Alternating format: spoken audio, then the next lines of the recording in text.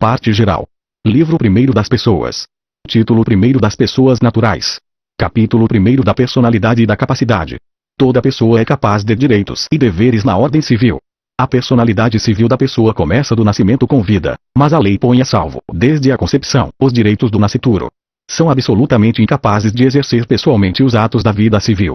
Os menores de 16 anos, os que, por enfermidade ou deficiência mental, não tiverem o necessário discernimento para a prática desses atos, os que, mesmo por causa transitória, não puderem exprimir sua vontade, são incapazes, relativamente a certos atos, ou a maneira de os exercer.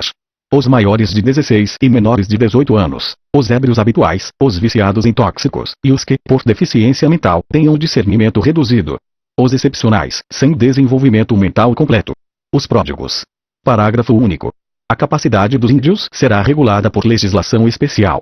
A menoridade cessa aos 18 anos completos, quando a pessoa fica habilitada à prática de todos os atos da vida civil. Parágrafo único. Cessará, para os menores, a incapacidade, pela concessão dos pais, ou de um deles na falta do outro, mediante instrumento público, independentemente de homologação judicial, ou por sentença do juiz, ouvido o tutor, se o menor tiver 16 anos completos, pelo casamento, pelo exercício de emprego público efetivo, pela colação de grau em curso de ensino superior, pelo estabelecimento civil ou comercial, ou pela existência de relação de emprego, desde que, em função deles, o menor com 16 anos completos tenha economia própria.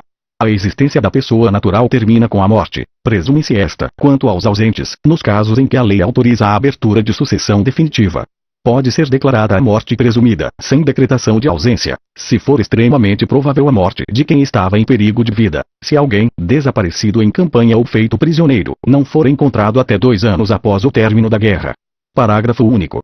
A declaração da morte presumida, nesses casos, somente poderá ser requerida depois de esgotadas as buscas e averiguações, devendo a sentença fixar a data provável do falecimento.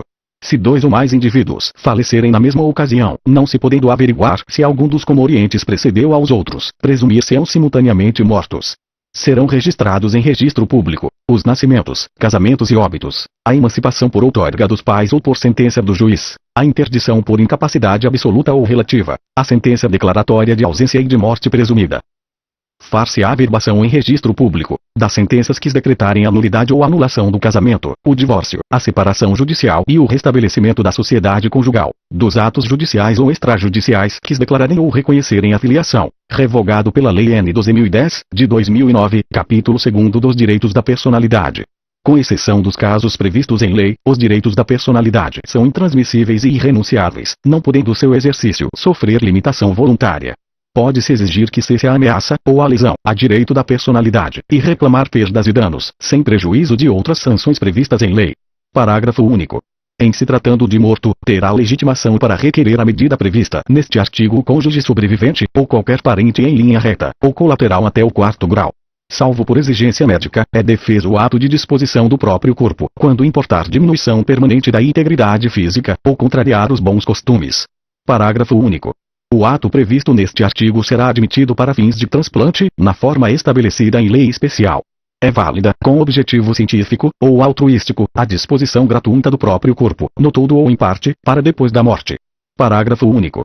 O ato de disposição pode ser livremente revogado a qualquer tempo. Ninguém pode ser constrangido a submeter-se, com risco de vida, a tratamento médico ou a intervenção cirúrgica. Toda pessoa tem direito ao nome, nele compreendidos o prenome e o sobrenome. O nome da pessoa não pode ser empregado por outrem em publicações ou representações que a exponham ao desprezo público, ainda quando não haja intenção difamatória. Sem autorização, não se pode usar o nome alheio em propaganda comercial. O pseudônimo adotado para atividades lícitas goza da proteção que se dá ao nome.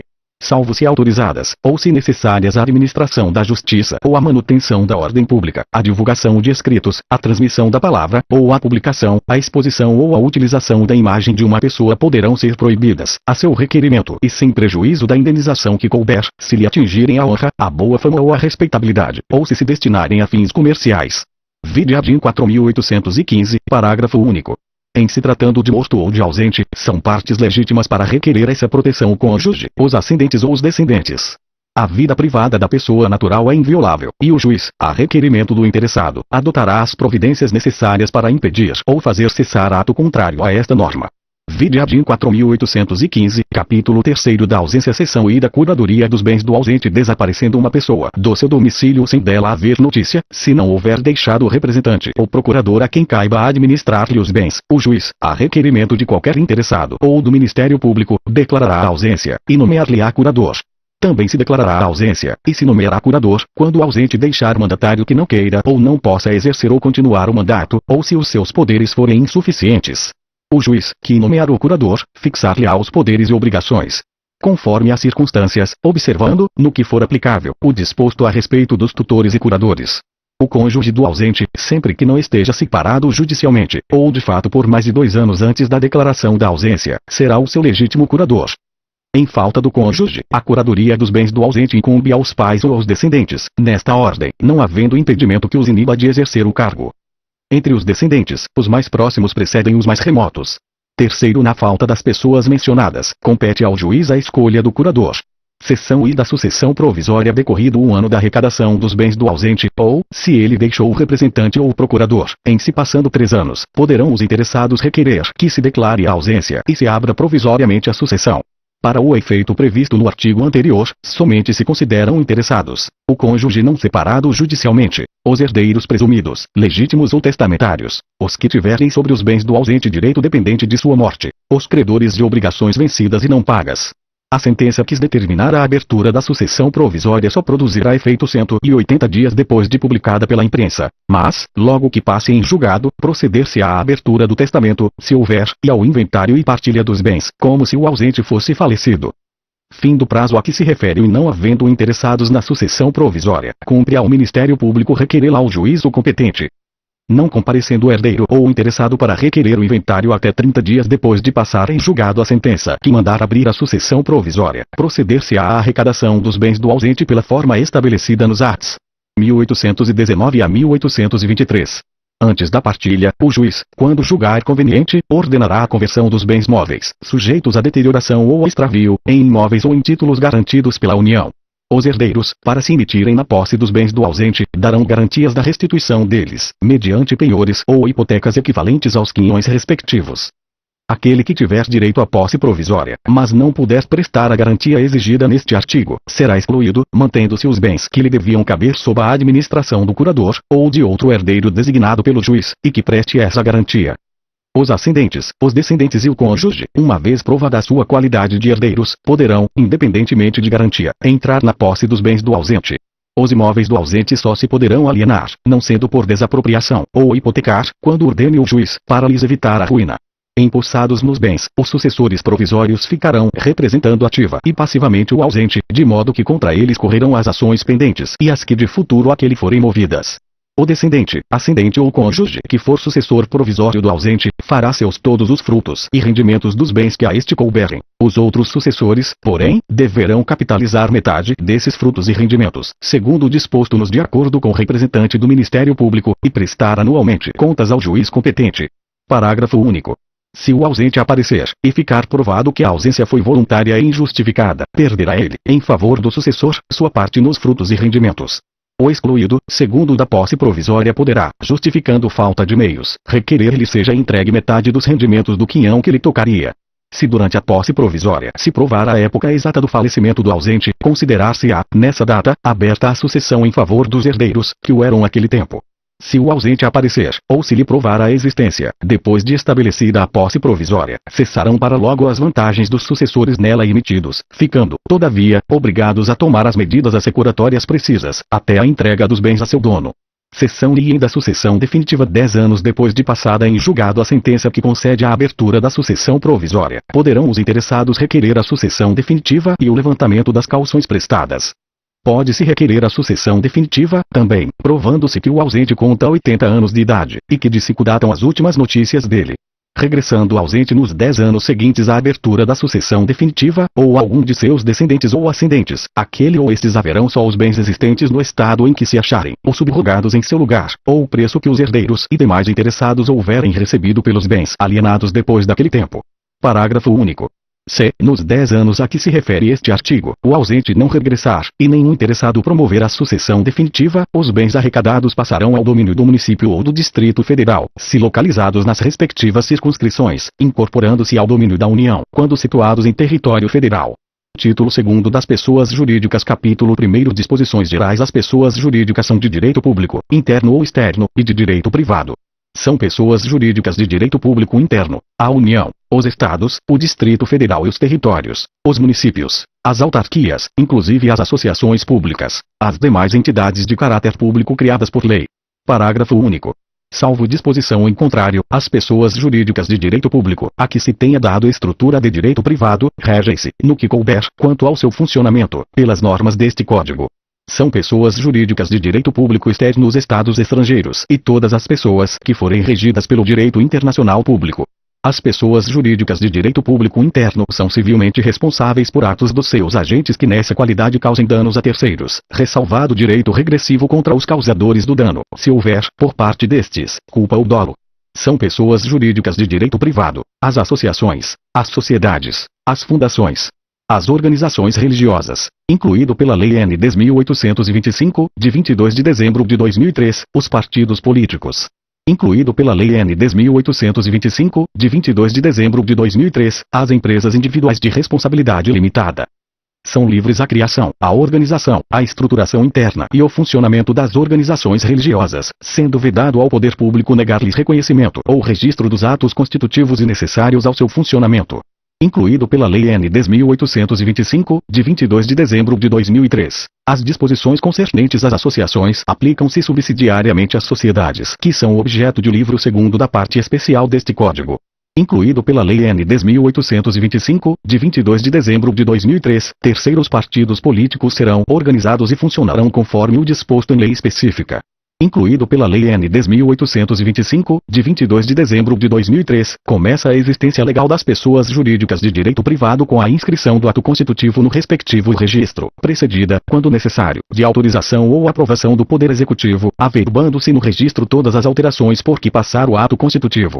Parágrafo único. Decai em 3 anos o direito de anular a constituição das pessoas jurídicas de direito privado, por defeito do ato respectivo, contado o prazo da publicação de sua inscrição no registro. O registro declarará a denominação, os fins, a sede, o tempo de duração e o fundo social, quando houver, o nome e a individualização dos fundadores ou instituidores, e dos diretores, o modo por que se administra e representa, ativa e passivamente, judicial e extrajudicialmente, se o ato constitutivo é reformável no tocante à administração, e de que modo, se os membros respondem, ou não, subsidiariamente, pelas obrigações sociais, as condições de extinção da pessoa jurídica e o destino do seu patrimônio, nesse caso, obrigam a pessoa jurídica os atos dos administradores, exercidos nos limites de seus poderes definidos no ato constitutivo. Se a pessoa jurídica tiver administração coletiva, as decisões se tomarão pela maioria de votos dos presentes, salvo se o ato constitutivo dispuser de modo diverso. Parágrafo único. Decai em 3 anos o direito de anular as decisões a que se refere este artigo, quando violarem a lei ou o estatuto, ou forem eivadas de erro, dolo, simulação ou fraude. Se a administração da pessoa jurídica vier a faltar, o juiz, a requerimento de qualquer interessado, nomear-lhe administrador provisório. Em caso de abuso da personalidade jurídica, caracterizado pelo desvio de finalidade, ou pela confusão patrimonial, pode o juiz decidir, a requerimento da parte, ou do Ministério Público quando lhe couber intervir no processo, que os efeitos de certas e determinadas relações de obrigações sejam estendidos aos bens particulares dos administradores ou sócios da pessoa jurídica. Nos casos de dissolução da pessoa jurídica ou cassada a autorização para seu funcionamento, ela subsistirá para os fins de liquidação, até que esta se conclua. Far-se-á, no registro onde a pessoa jurídica estiver inscrita, a averbação de sua dissolução. As disposições para a liquidação das sociedades aplicam-se, no que couber, às demais pessoas jurídicas de direito privado.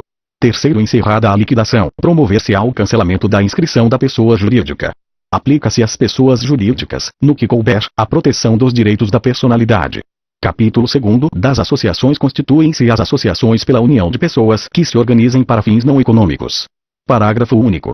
Não há, entre os associados, direitos e obrigações recíprocos. Sob pena de nulidade, o Estatuto das Associações conterá a denominação, os fins e a sede da associação, os requisitos para a admissão, demissão e exclusão dos associados, os direitos e deveres dos associados, as fontes de recursos para sua manutenção, v. o modo de constituição e de funcionamento dos órgãos deliberativos, as condições para a alteração das disposições estatutárias e para a dissolução, v. a forma de gestão administrativa e de aprovação das respectivas contas. Os associados devem ter iguais direitos, mas o Estatuto poderá instituir categorias com vantagens especiais. A qualidade de associado é intransmissível, se o Estatuto não dispuser o contrário. Parágrafo único. Se o associado for titular de quota ou fração ideal do patrimônio da associação, a transferência daquela não importará, de per si, na atribuição da qualidade de associado ao adquirente ou ao herdeiro, salvo disposição diversa do Estatuto. A exclusão do associado só é admissível havendo justa causa, assim reconhecida em procedimento que assegure direito de defesa e de recurso, nos termos previstos no Estatuto. Parágrafo único. Revogado pela Lei N. 11.127, de 2005, nenhum associado poderá ser impedido de exercer direito ou função que lhe tenha sido legitimamente conferido, a não ser nos casos e pela forma previstos na lei ou no Estatuto. Compete privativamente à Assembleia Geral, e, destituir os administradores, e, alterar o Estatuto. Parágrafo único. Para as deliberações a que se referem os incisos I e segundo deste artigo é exigido deliberação da Assembleia especialmente convocada para esse fim, cujo quórum será o estabelecido no Estatuto, bem como os critérios de eleição dos administradores. A convocação dos órgãos deliberativos far-se-á na forma do Estatuto, garantido a um quinto dos associados o direito de promovê-la. Dissolvida a associação, o remanescente do seu patrimônio líquido, depois de deduzidas, se for o caso, as cotas ou frações ideais referidas no parágrafo único do será destinado à entidade de fins não econômicos designada no Estatuto, ou, omisso este, por deliberação dos associados, à instituição municipal, estadual ou federal, de fins idênticos ou semelhantes. Por cláusula do Estatuto ou, no seu silêncio, por deliberação dos associados, podem estes, antes da destinação do remanescente referida neste artigo, receberem restituição, atualizado o respectivo valor, as contribuições que tiverem prestado ao patrimônio da associação. Não existindo no município, no estado, no Distrito Federal ou no território, em que a associação tiver sede, instituição nas condições indicadas neste artigo, o que remanescer do seu patrimônio se devolverá à Fazenda do Estado, do Distrito Federal ou da União. Capítulo 3º das fundações. Para criar uma fundação, o seu instituidor fará, por escritura pública ou testamento, dotação especial de bens livres, especificando o fim a que se destina, e declarando, se quiser, a maneira de administrá-la. Parágrafo único. A fundação somente poderá constituir-se para fins de assistência social, e cultura, defesa e conservação do patrimônio histórico e artístico, e educação, e saúde, v. segurança alimentar e nutricional, v. defesa, preservação e conservação do meio ambiente e promoção do desenvolvimento sustentável, v. pesquisa científica, desenvolvimento de tecnologias alternativas, modernização de sistemas de gestão, produção e divulgação de informações e conhecimentos técnicos e científicos, v. promoção da ética, da cidadania, da democracia e dos direitos humanos. X. Atividades religiosas. E. X. Vetado. Quando insuficientes para constituir a fundação, os bens a ela destinados serão, se de outro modo não dispuser o instituidor, incorporados em outra fundação que se proponha a fim igual ou semelhante. Constituída a fundação por negócio jurídico entre vivos, o instituidor é obrigado a transferir-lhe a propriedade, ou outro direito real, sobre os bens dotados, e, se não o fizer, serão registrados, em nome dela, por mandado judicial. Aqueles a quem o instituidor cometer a aplicação do patrimônio, em tendo ciência do encargo, formularão logo, de acordo com as suas bases, o estatuto da fundação projetada, submetendo, em seguida, à aprovação da autoridade competente, com recurso ao juiz. Parágrafo único. Se o estatuto não for elaborado no prazo assinado pelo instituidor, ou, não havendo prazo, em 180 dias, a incumbência caberá ao Ministério Público. Velará pelas fundações o Ministério Público do Estado onde situadas. Se funcionarem no Distrito Federal ou em território, caberá o encargo ao Ministério Público do Distrito Federal e Territórios. Se estenderem a atividade por mais de um estado, caberá o encargo, em cada um deles, ao respectivo Ministério Público.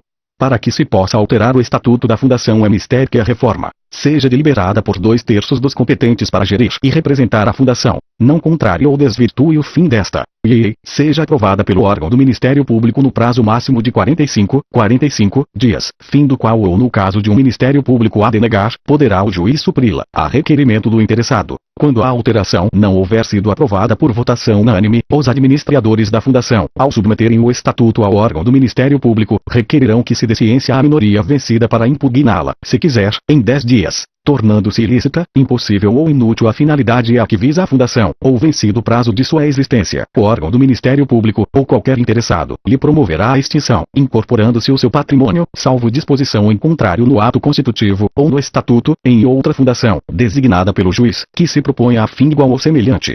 Título 3º do domicílio. O domicílio da pessoa natural é o lugar onde ela estabelece a sua residência com ânimo definitivo.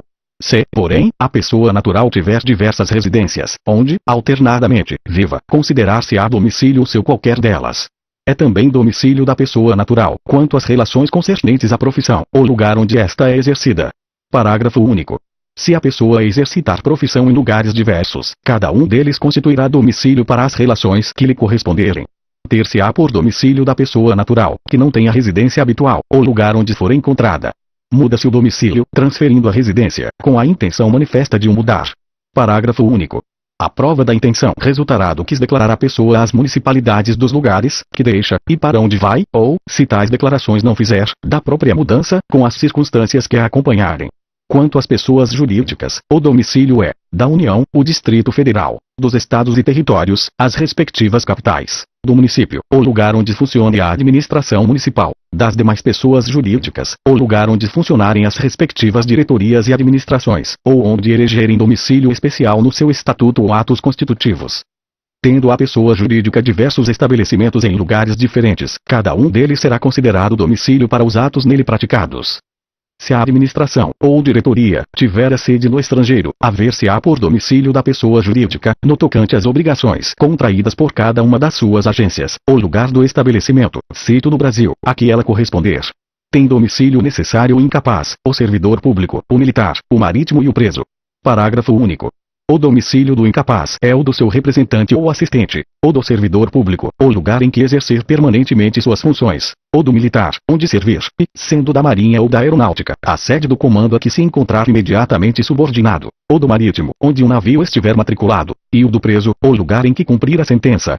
O agente diplomático do Brasil, que, citado no estrangeiro, alegar extraterritorialidade sem designar onde tem, no país, o seu domicílio, poderá ser demandado no Distrito Federal ou no último ponto do território brasileiro onde o teve. Nos contratos escritos, poderão os contratantes especificar domicílio onde se exercitem e cumpram os direitos e obrigações deles resultantes. Livro 2º dos bens. Título único das diferentes classes de bens. Capítulo 1º dos bens considerados em si mesmos. Seção I dos bens imóveis. São bens imóveis o solo e tudo quanto se lhe incorporar natural ou artificialmente. Consideram-se imóveis para os efeitos legais, os direitos reais sobre imóveis e as ações que os asseguram, o direito à sucessão aberta. Não perdem o caráter de imóveis as edificações que, separadas do solo, mas conservando a sua unidade, forem removidas para outro local, os materiais provisoriamente separados de um prédio, para nele se reempregarem. Seção I dos bens móveis. São móveis os bens suscetíveis de movimento próprio, ou de remoção por força alheia, sem alteração da substância ou da destinação econômico-social. Consideram-se móveis para os efeitos legais, as energias que tenham valor econômico, os direitos reais sobre objetos móveis e as ações correspondentes, os direitos pessoais de caráter patrimonial e respectivas ações.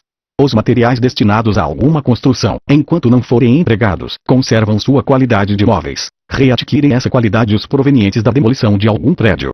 Seção I dos bens fungíveis e consumíveis. São fungíveis os móveis que podem substituir-se por outros da mesma espécie, qualidade e quantidade. São consumíveis os bens móveis cujo uso importa a destruição imediata da própria substância, sendo também considerados tais os destinados à alienação. Seção I dos bens divisíveis. Bens divisíveis são os que se podem fracionar sem alteração na sua substância, diminuição considerável de valor, ou prejuízo do uso a que se destinam. Os bens naturalmente divisíveis podem tornar-se indivisíveis por determinação da lei ou por vontade das partes. Seção V dos bens singulares e coletivos. São singulares os bens que, embora reunidos, se consideram de per si, independentemente dos demais. Constitui universalidade de fato a pluralidade de bens singulares que, pertinentes à mesma pessoa, tenham destinação unitária. Parágrafo único. Os bens que formam essa universalidade podem ser objeto de relações jurídicas próprias. Constitui universalidade de direito o complexo de relações jurídicas, de uma pessoa, dotadas de valor econômico. Capítulo 2º dos bens reciprocamente considerados. Principal é o bem que existe sobre si, abstrata ou concretamente. Acessório, aquele cuja existência supõe a do principal.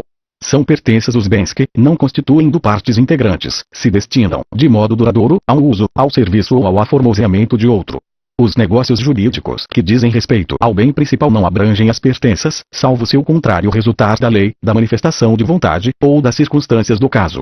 Apesar de ainda não separados do bem principal, os frutos e produtos podem ser objeto de negócio jurídico. As benfeitorias podem ser voluptuárias, úteis ou necessárias. São voluptuárias as de mero deleite ou recreio, que não aumentam o uso habitual do bem, ainda que o tornem mais agradável ou sejam de elevado valor. São úteis as que aumentam ou facilitam o uso do bem. Terceiro, são necessárias as que têm por fim conservar o bem ou evitar que se deteriore. Não se consideram benfeitórias os melhoramentos ou acréscimos sobrevindos ao bem sem a intervenção do proprietário, possuidor ou detentor. Capítulo 3 dos bens públicos. São públicos os bens do domínio nacional pertencentes às pessoas jurídicas de direito público interno. Todos os outros são particulares, seja qual for a pessoa a que pertencerem. São bens públicos os de uso comum do povo, tais como rios, mares, estradas, ruas e praças. Os de uso especial, tais como edifícios ou terrenos destinados a serviço ou estabelecimento da administração federal, estadual, territorial ou municipal, inclusive os de suas autarquias. Os dominicais, que constituem o patrimônio das pessoas jurídicas de direito público, como objeto de direito pessoal ou real, de cada uma dessas entidades. Parágrafo único. Não dispondo a lei em contrário, consideram-se dominicais os bens pertencentes às pessoas jurídicas de direito público a que se tenha dado estrutura de direito privado. Os bens públicos de uso comum do povo e os de uso especial são inalienáveis, enquanto conservarem a sua qualificação, na forma que a lei determinar. Os bens públicos dominicais podem ser alienados, observadas as exigências da lei. Os bens públicos não estão sujeitos ao usucapião. O uso comum dos bens públicos pode ser gratuito ou retribuído, conforme for estabelecido legalmente pela entidade a cuja administração pertencerem. Livro 3 dos Fatos Jurídicos. Título 1 do Negócio Jurídico. Capítulo 1. Disposições gerais. A validade do negócio jurídico requer agente capaz, objeto lícito, possível, determinado ou determinável, forma prescrita ou não defesa em lei. A incapacidade relativa de uma das partes não pode ser invocada pela outra em benefício próprio, nem aproveita aos cointeressados capazes, salvo se, neste caso, for indivisível o objeto do direito ou da obrigação comum. A impossibilidade inicial do objeto não invalida um negócio jurídico se for relativa, ou se cessar antes de realizada a condição a que ele estiver subordinado. A validade da declaração de vontade não dependerá de forma especial, senão quando a lei expressamente a exigir. Não dispondo a lei em contrário, a escritura pública é essencial à validade dos negócios jurídicos que visem a constituição, transferência, modificação ou renúncia de direitos reais sobre imóveis de valor superior a 30 vezes o maior salário mínimo vigente no país. No negócio jurídico celebrado com a cláusula de não valer sem instrumento público, este é da substância do ato. A manifestação de vontade subsiste ainda que o seu autor haja feito a reserva mental de não querer o que manifestou, salvo se dela o destinatário tinha conhecimento. O silêncio importa a anuência, quando as circunstâncias ou os usos o autorizarem, e não for necessária a declaração de vontade expressa. Nas declarações de vontade se atenderá mais à intenção nelas consubstanciada do que ao sentido literal da linguagem. Os negócios jurídicos devem ser interpretados conforme a boa-fé e os usos do lugar de sua celebração. Os negócios jurídicos benéficos e a renúncia interpretam-se estritamente. Capítulo 2 da representação. Os poderes de representação conferem-se por lei ou pelo interessado. A manifestação de vontade pelo representante, nos limites de seus poderes, produz efeitos em relação ao representado. Salvo se o permitir a lei ou o representado, é anulável o negócio jurídico que o representante, no seu interesse ou por conta de outrem, celebrar consigo mesmo. Parágrafo único. Para esse efeito, tem-se como celebrado pelo representante o negócio realizado por aquele em quem os poderes houverem sido subestabelecidos. O representante é obrigado a provar às pessoas, com quem tratar em nome do representado, a sua qualidade e a extensão de seus poderes, sob pena de, não o fazendo, responder pelos atos que a estes excederem. É anulável o negócio concluído pelo representante em conflito de interesses com o representado, se tal fato era ou devia ser do conhecimento de quem com aquele tratou. Parágrafo único. É de 180 dias, a contar da conclusão do negócio ou da cessação da incapacidade, o prazo de decadência para pleitear-se a anulação prevista neste artigo. Os requisitos e os efeitos da representação legal são os estabelecidos nas normas respectivas. Os da representação voluntária são os da parte especial deste Código. Capítulo 3 da condição, do termo e do encargo. Considera-se condição a cláusula que, derivando exclusivamente da vontade das partes, subordina o efeito do negócio jurídico a evento futuro e incerto. São lícitas, em geral, todas as condições não contrárias à lei, à ordem pública ou aos bons costumes. Entre as condições defesas se incluem as que privarem de todo o efeito o negócio jurídico, ou o sujeitarem ao puro arbítrio de uma das partes. invalidam os negócios jurídicos que lhes são subordinados, as condições física ou juridicamente impossíveis, quando suspensivas, as condições ilícitas, ou de fazer coisa ilícita, as condições incompreensíveis ou contraditórias. Tem-se por inexistentes as condições impossíveis, quando resolutivas, e as de não fazer coisa impossível. Subordinando-se a eficácia do negócio jurídico à condição suspensiva, enquanto esta se não verificar, não se terá adquirido o direito a que ele visa. Se alguém dispuser de uma coisa sob condição suspensiva, e, pendente esta, fizer quanto àquela novas disposições, estas não terão valor, realizada a condição, se com ela forem incompatíveis. Se for resolutiva a condição, enquanto esta se não realizar, vigorará o negócio jurídico, podendo exercer-se desde a conclusão deste o direito por ele estabelecido. Sobrevindo condição resolutiva, extingue-se, para todos os efeitos, o direito a que ela se opõe, mas, se aposta a um negócio de execução continuada ou periódica, a sua realização, salvo disposição em contrário, não tem eficácia quanto aos atos já praticados, desde que compatíveis com a natureza da condição pendente e conforme aos ditames de boa-fé. Reputa-se verificada, quanto aos efeitos jurídicos, a condição cujo implemento for maliciosamente obstado pela parte a quem desfavorecer, considerando-se, ao contrário, não verificada a condição maliciosamente levada a efeito por aquele a quem aproveita o seu implemento. Ao titular do direito eventual, nos casos de condição suspensiva ou resolutiva, é permitido praticar os atos destinados a conservá-lo. O termo inicial suspende o exercício, mas não a aquisição do direito. Salvo disposição legal ou convencional em contrário, computam-se os prazos, excluído o dia do começo, e incluído o do vencimento. Se o dia do vencimento cair em feriado, considerar-se-á prorrogado o prazo até o seguinte dia útil. Meado considera-se, em qualquer mês, o seu 15º dia. Terceiros prazos de meses e anos expiram no dia de igual número do de início, ou no imediato, se faltar exata correspondência. Quarto, os prazos fixados por hora contar-se-ão de minuto a minuto. Nos testamentos, presume-se o prazo em favor do herdeiro, e, nos contratos, em proveito do devedor, salvo, quanto a esses, se do teor do instrumento, ou das circunstâncias, resultar que se estabeleceu a benefício do credor, ou de ambos os contratantes. Os negócios jurídicos entre vivos, sem prazo, são execuíveis desde logo, salvo se a execução tiver de ser feita em lugar diverso ou depender de tempo.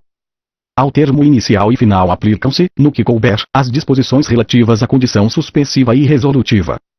O encargo não suspende a aquisição nem o exercício do direito, salvo quando expressamente imposto no negócio jurídico, pelo disponente, como condição suspensiva.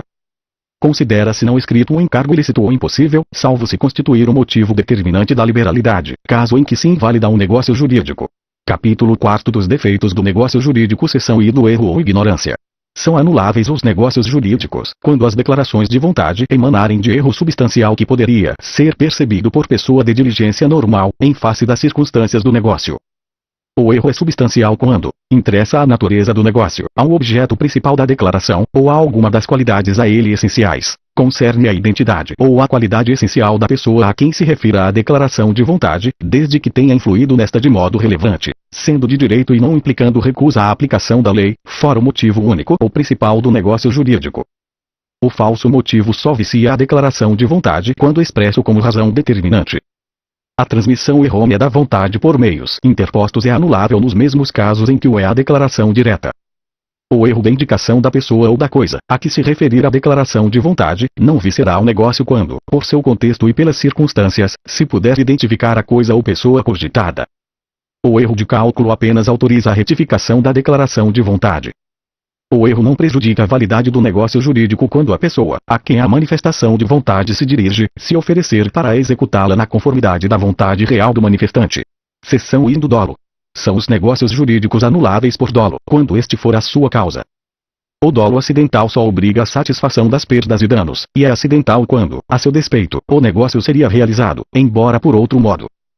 Nos negócios jurídicos bilaterais, o silêncio intencional de uma das partes a respeito de fato ou qualidade que a outra parte haja ignorado, constitui omissão dolosa, provando-se que sem ela o negócio não se teria celebrado.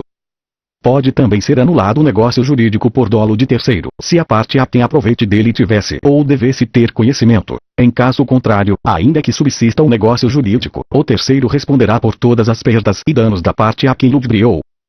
O dolo do representante legal de uma das partes só obriga o representado a responder civilmente até a importância do proveito que teve. Se, porém, o dolo for do representante convencional, o representado responderá solidariamente com ele por perdas e danos. Se ambas as partes procederem com dolo, nenhuma pode alegá-lo para anular o negócio, ou reclamar indenização. Seção lien da coação. A coação, para viciar a declaração da vontade, há de ser tal que incuta ao paciente fundado temor de dano iminente e considerável à sua pessoa, à sua família, ou aos seus bens. Parágrafo único. Se disser respeito à pessoa não pertencente à família do paciente, o juiz, com base nas circunstâncias, decidirá se houve coação. No apreciar a coação, ter-se-ão em conta o sexo, a idade, a condição, a saúde, o temperamento do paciente e todas as demais circunstâncias que possam influir na gravidade dela. Não se considera coação a ameaça do exercício normal de um direito, nem o simples temor reverencial. Vicia um negócio jurídico a coação exercida por terceiro, se dela tivesse ou devesse ter conhecimento a parte a que aproveite, e esta responderá solidariamente com aquele por perdas e danos. Subsistirá o negócio jurídico, se a coação decorrer de terceiro, sem que a parte a que aproveite dela tivesse ou devesse ter conhecimento, mas o autor da coação responderá por todas as perdas e danos que houver causado ao coacto. Seção IV do estado de perigo.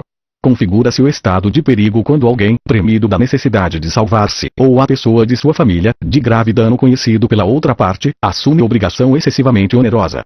Parágrafo único. Tratando-se de pessoa não pertencente à família do declarante, o juiz decidirá segundo as circunstâncias.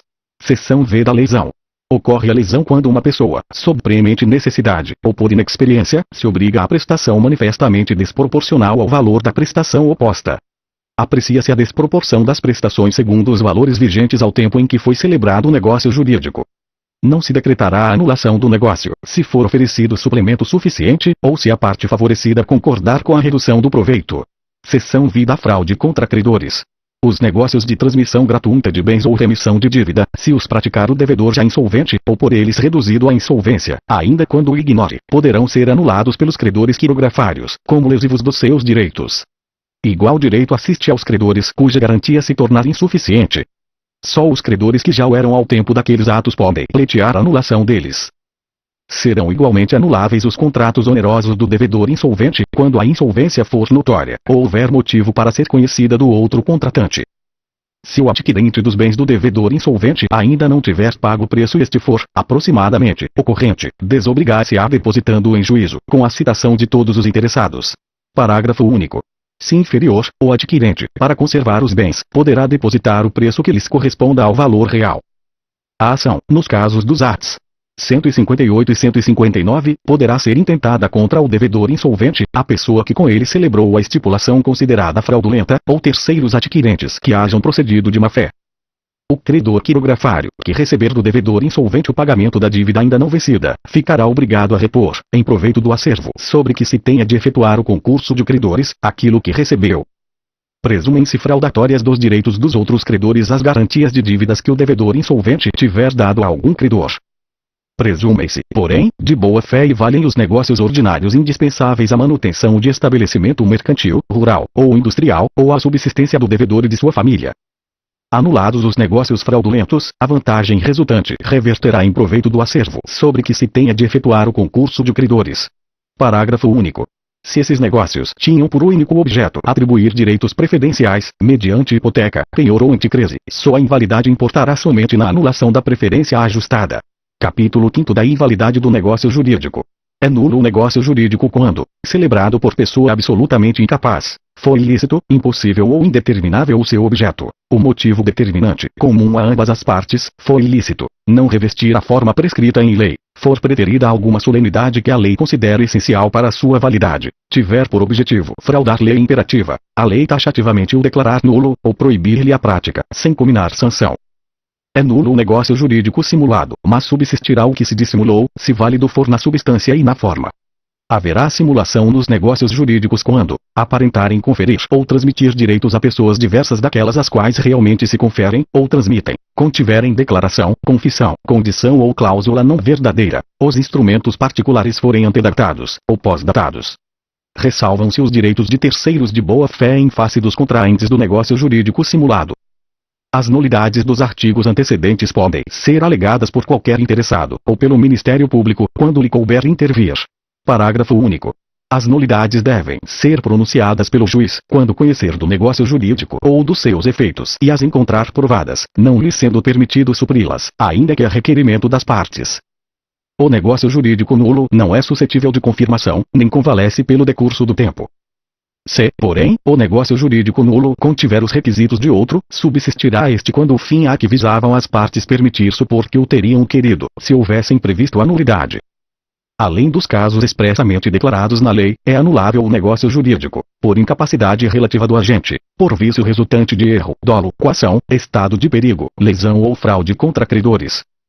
O negócio anulável pode ser confirmado pelas partes, salvo o direito de terceiro. O ato de confirmação deve conter a substância do negócio celebrado e a vontade expressa de mantê-lo. É escusada a confirmação expressa, quando o negócio já foi cumprido em parte pelo devedor, ciente do vício que o inquinava. A confirmação expressa, ou a execução voluntária de negócio anulável, nos termos dos ATs. 172 a 174, importa a extinção de todas as ações, ou exceções, de que contra ele dispusesse o devedor. Quando a anulabilidade do ato resultar da falta de autorização de terceiro, será validado se este ader posteriormente. A anulabilidade não tem efeito antes de julgada por sentença, nem se pronuncia de ofício. Só os interessados a podem alegar, e aproveita exclusivamente aos que a alegarem, salvo o caso de solidariedade ou indivisibilidade. É de 4 anos o prazo de decadência para pleitear-se a anulação do negócio jurídico, contado, no caso de coação, do dia em que ela cessar; no de erro, dolo, fraude contra credores, estado de perigo ou lesão, do dia em que se realizou o negócio jurídico; no de atos de incapazes, do dia em que cessar a incapacidade. Quando a lei dispuser que determinado ato é anulável, sem estabelecer prazo para pleitear-se a anulação, será este de 2 anos, a contar da data da conclusão do ato. O menor, entre 16 e 18 anos, não pode, para eximir-se de uma obrigação, invocar a sua idade se dolosamente a ocultou quando inquirido pela outra parte, ou se, no ato de obrigar-se, declarou-se maior. Ninguém pode reclamar o que, por uma obrigação anulada, pagou a um incapaz, se não provar que reverteu em proveito dele a importância paga. Anulado o negócio jurídico, restituir-se-ão as partes ao estado em que antes dele se achavam, e, não sendo possível restituí-las, serão indenizadas com o equivalente. A invalidade do instrumento não induz a do negócio jurídico sempre que este puder provar-se por outro meio. Respeitada a intenção das partes, a invalidade parcial de um negócio jurídico não o prejudicará na parte válida, se esta for separável. A invalidade da obrigação principal implica a das obrigações acessórias, mas a destas não induz a da obrigação principal. Título 2º dos atos jurídicos lícitos. Aos atos jurídicos lícitos, que não sejam negócios jurídicos, aplicam-se, no que couber, as disposições do título anterior. Título 3º dos atos ilícitos. Aquele que, por ação ou omissão voluntária, negligência ou imprudência, violar direito e causar dano a outrem, ainda que exclusivamente moral, comete ato ilícito. Também comete ato ilícito o titular de um direito que, ao exercê-lo, excede manifestamente os limites impostos pelo seu fim econômico ou social, pela boa-fé ou pelos bons costumes. Não constituem atos ilícitos os praticados em legítima defesa ou no exercício regular de um direito reconhecido, a deterioração ou destruição da coisa alheia, ou a lesão à pessoa, a fim de remover perigo iminente. Parágrafo único. No caso do inciso 2º, o ato será legítimo somente quando as circunstâncias o tornarem absolutamente necessário, não excedendo os limites do indispensável para a remoção do perigo. Título 4º da prescrição e da decadência. Capítulo 1º da prescrição. Seção e disposições gerais. Violado o direito, nasce para o titular a pretensão, a qual se extingue, pela prescrição, nos prazos a que aludem os ATs. 205 e 206. A exceção prescreve no mesmo prazo em que a pretensão. A renúncia da prescrição pode ser expressa ou tácita, e só valerá, sendo feita, sem prejuízo de terceiro, depois que a prescrição se consumar. Tácita é a renúncia quando se presume de fatos do interessado, incompatíveis com a prescrição. Os prazos de prescrição não podem ser alterados por acordo das partes. A prescrição pode ser alegada em qualquer grau de jurisdição, pela parte a quem aproveita. Revogado pela Lei N. 11.280, de 2006. Os relativamente incapazes e as pessoas jurídicas têm ação contra os seus assistentes ou representantes legais, que derem causa à prescrição, ou não a alegarem oportunamente. A prescrição iniciada contra uma pessoa continua a correr contra o seu sucessor. Seção e das causas que impedem ou suspendem a prescrição. Não corre a prescrição, entre os cônjuges, na constância da sociedade conjugal, entre ascendentes e descendentes, durante o poder familiar, entre tutelados ou curatelados e seus tutores ou curadores, durante a tutela ou curatela. Também não corre a prescrição, contra os incapazes de que trata contra os ausentes do país em serviço público da União, dos estados ou dos municípios, contra os que se acharem servindo nas forças armadas, em tempo de guerra. Não corre igualmente a prescrição, pendendo condição suspensiva, não estando vencido o prazo, pendendo ação de evicção. Quando a ação se originar de fato que deva ser apurado no juízo criminal, não correrá a prescrição antes da respectiva sentença definitiva. Suspensa a prescrição em favor de um dos credores solidários, só aproveitam os outros se a obrigação for indivisível. Seção-lhe das causas que interrompem a prescrição. A interrupção da prescrição, que somente poderá ocorrer uma vez, dar-se-á, por despacho do juiz, mesmo incompetente, que ordenar a citação, se o interessado a promover no prazo e na forma da lei processual, por protesto, nas condições do inciso antecedente, por protesto cambial, pela apresentação do título de crédito em juízo de inventário ou em concurso de credores, por qualquer ato judicial que constitua imoral devedor, por qualquer ato inequívoco, ainda que extrajudicial, que importe reconhecimento do direito pelo devedor. Parágrafo único. A prescrição interrompida recomeça a correr da data do ato que a interrompeu, ou do último ato do processo para a interromper. A prescrição pode ser interrompida por qualquer interessado. A interrupção da prescrição por um credor não aproveita aos outros. Semelhantemente, a interrupção operada contra o codevedor, ou seu herdeiro, não prejudica aos demais coobrigados. A interrupção por um dos credores solidários aproveita aos outros, assim como a interrupção efetuada contra o devedor solidário envolve os demais e seus herdeiros. A interrupção operada contra um dos herdeiros do devedor solidário não prejudica os outros herdeiros ou devedores, senão quando se trate de obrigações e direitos indivisíveis. Terceiro, a interrupção produzida contra o principal devedor prejudica o fiador. Seção livre dos prazos da prescrição. A prescrição ocorre em 10 anos, quando a lei não lhe haja fixado prazo menor. Prescreve. Em 1 ano, a pretensão dos hospedeiros ou fornecedores de víveres destinados a consumo no próprio estabelecimento, para o pagamento da hospedagem ou dos alimentos, a pretensão do segurado contra o segurador, ou a deste contra aquele, contado prazo, a, para o segurado, no caso de seguro de responsabilidade civil, da data em que é citado para responder à ação de indenização proposta pelo terceiro prejudicado, ou da data que a este indeniza, com a anuência do segurador. B. Quanto aos demais seguros, da ciência do fato gerador da pretensão, a pretensão dos tabeliães, auxiliares da justiça, serventuários judiciais, árbitros e peritos, pela percepção de emolumentos, custas e honorários. A pretensão contra os peritos, pela avaliação dos bens que entraram para a formação do capital de sociedade anônima, contado da publicação da ata da Assembleia que aprovar o laudo. A pretensão dos credores não pagos contra os sócios ou acionistas e os liquidantes, contado o prazo da publicação da ata de encerramento da liquidação da sociedade. Em 2 anos, a pretensão para haver prestações alimentares, a partir da data em que se vencerem. Terceiro, em 3 anos, a pretensão relativa a aluguéis de prédios urbanos ou rústicos, a pretensão para receber prestações vencidas de rendas temporárias ou vitalícias, a pretensão para haver juros, dividendos ou quaisquer prestações acessórias, pagáveis, em períodos não maiores de 1 ano, com capitalização ou ceiela, a pretensão de ressarcimento de enriquecimento sem causa, a pretensão de reparação civil, a pretensão de restituição dos lucros ou dividendos recebidos de má-fé, correndo o prazo da data em que foi deliberada a distribuição, a pretensão contra as pessoas em seguida indicadas por violação da lei ou do estatuto, contado o prazo, a. para os fundadores, da publicação dos atos constitutivos da sociedade anônima, b. para os administradores, ou fiscais, da apresentação, aos sócios, do balanço referente ao exercício em que a violação tenha sido praticada, ou da reunião ou assembleia geral que dela deva tomar conhecimento, c. para os liquidantes, da primeira assembleia semestral posterior à violação, a pretensão para haver o pagamento de título de crédito, a contar do vencimento, ressalvadas as disposições de lei especial, a pretensão do beneficiário contra o segurador, e a do terceiro prejudicado, no caso de seguro de responsabilidade civil obrigatório. Quarto, em 4 anos, a pretensão relativa à tutela, a contar da data da aprovação das contas. Quinto, em 5 anos, a pretensão de cobrança de dívidas líquidas constantes de instrumento público ou particular, a pretensão dos profissionais liberais em geral, procuradores judiciais, curadores e professores pelos seus honorários, contado o prazo da conclusão dos serviços, da cessação dos respectivos contratos ou mandato, a pretensão do vencedor para haver do vencido que se despendeu em juízo. Capítulo 2º da decadência. Salvo disposição legal em contrário, não se aplicam à decadência as normas que impedem, suspendem ou interrompem a prescrição. Aplica-se a decadência ao disposto nos arts. 195 e 198, inciso I. É nula a renúncia à decadência fixada em lei.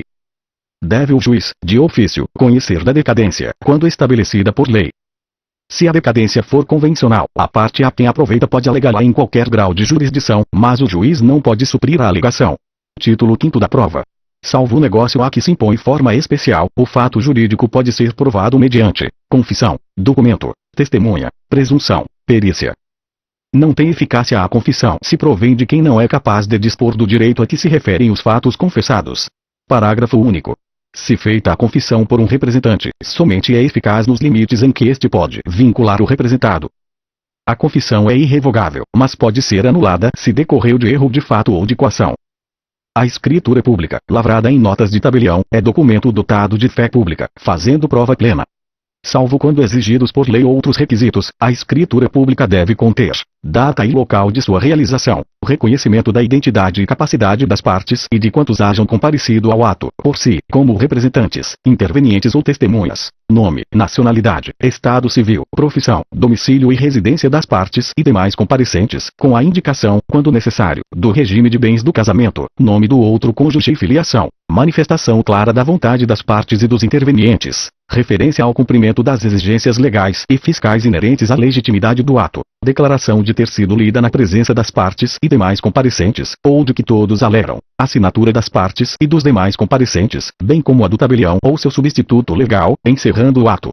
Se algum comparecente não puder ou não souber escrever, outra pessoa capaz assinará por ele, a seu rogo.